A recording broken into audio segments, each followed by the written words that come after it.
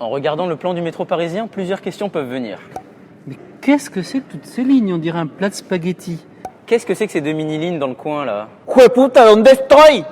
Dans cette vidéo, je vais répondre uniquement à la deuxième. D'où viennent-elles? Que vont-elles devenir? C'est parti pour les lignes bis. Les lignes 3 bis et 7 bis ont une histoire quelque peu compliquée. Tout commence dans le projet initial du métropolitain parisien. Dans celui-ci, il est mentionné une certaine ligne H allant du Palais Royal à la place du Danube. Finalement, en 1910, c'est le tronçon Opéra Porte de la Villette qui est ouvert en premier sous le nom de ligne 7. C'est en 1911 que la branche initialement prévue en direction de la place du Danube est ouverte avec une étrange boucle rappelant un petit peu la Petite Ourse à son extrémité. Elle est faite pour permettre de desservir tous les espaces du quartier et ainsi respecter la réglementation de l'époque quant à la distance entre n'importe quel lieu de Paris et une station de métro. La ligne 7 est donc, à cette époque, exploitée avec deux branches au nord. L'histoire de la ligne 3 bis commence, elle, en 1921, lors du prolongement de la ligne 3 de Gambetta à la Porte des Lilas, avec en bonus un raccordement avec la boucle de la ligne 7. Un projet de desserte assez farfelu était alors prévu selon les heures. Soit les trains de la 3 arrivés au Lilas continuent leur chemin et deviennent des trains de la 7, et inversement dans l'autre sens, soit les deux lignes fonctionnent séparément. Finalement, l'interconnexion n'a jamais été mise en œuvre, les deux lignes ont toujours été indépendantes, mais une navette a été mise en place entre les deux terminus.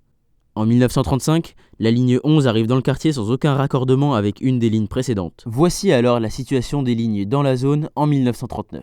Comme beaucoup de stations, voire lignes entières, la navette arrêta son exploitation en 1939 sans jamais la reprendre ensuite à cause de sa fréquentation beaucoup trop faible et de l'existence de la ligne 11 comme liaison entre les lignes 3 et 7. La situation ne bougea alors plus jusqu'en 1967.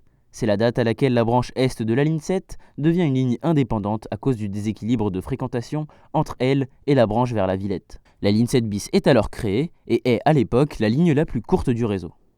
4 ans plus tard, le prolongement de la ligne 3 vers Bagnolet est inauguré. Il implique le débranchement de la section Gambetta Porte des Lilas. Le record de la ligne la plus courte est alors battu par la ligne 3 bis nouvellement créée, record qu'elle ne perdra jamais, avec ses 4 stations et ses 1 km 300 de voies.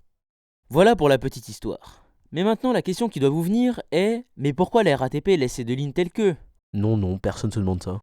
Ah, bah c'est pas grave, je vais y répondre quand même. La fusion est d'abord apparue officiellement dans le schéma directeur de la région de 2008. Celui-ci prévoyait une réalisation pour au plus tard 2013, avec en plus un prolongement de la ligne vers Château-Landon pour créer une liaison avec la gare de l'Est. Le schéma de 2013 a conservé le projet dans ses lignes, mais l'a repoussé à une date indéterminée, le Grand Paris Express étant la grande priorité de l'époque. Finalement, très récemment, l'annonce du nouveau matériel MF19 dont l'appel d'offres vient d'être lancé, c'est logique vu son nom, 19 comme 2019, relance doucement le projet. Un effectif commun est prévu pour les lignes 7 bis et 3 bis, leur fusion devient alors très intéressante d'un point de vue praticité. En plus, elle se ferait avec des coûts assez réduits. Les deux raccordements réalisés en 1921 devront simplement être réactivés. Au sud, c'est la voie des Fêtes. Elle ne nécessite pas grand-chose au niveau de l'infrastructure, excepté le gros morceau qu'est la station fantôme Axo. Cette station, creusée dès l'origine, n'a en fait aucun accès extérieur, vu qu'elle n'a jamais été utilisée. Mais la loi veut désormais que toute création d'accès implique une mise en accessibilité. On peut donc avoir de gros doutes quant à l'ouverture de cette station, vu les coûts que ça causerait pour une fréquentation très réduite. Au nord, c'est la voie navette qui pose légèrement plus de problèmes. Ce raccordement a, dans les années 50, été équipé de pistes pour le test du premier métro sur pneumatique du monde, le MP51.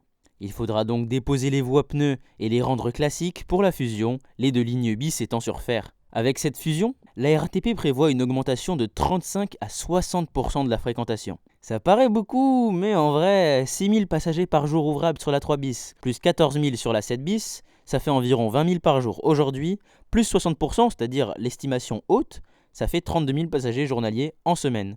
Pour comparer, la ligne 10, la moins fréquentée du réseau principal, en transporte 5 fois plus. Verra-t-on une ligne 19 apparaître sur le plan d'ici quelques années? C'est bien possible, mais en attendant, il faut profiter au maximum de l'ambiance insolite qu'il existe sur ces deux petites lignes.